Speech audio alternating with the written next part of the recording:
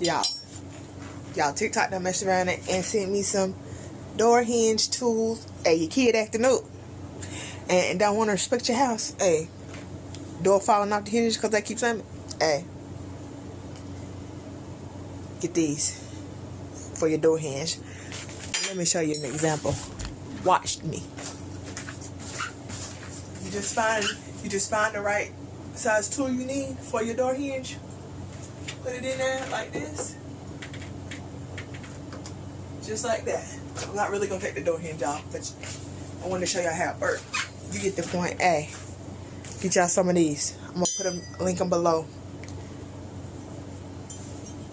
I solved the problem a million times.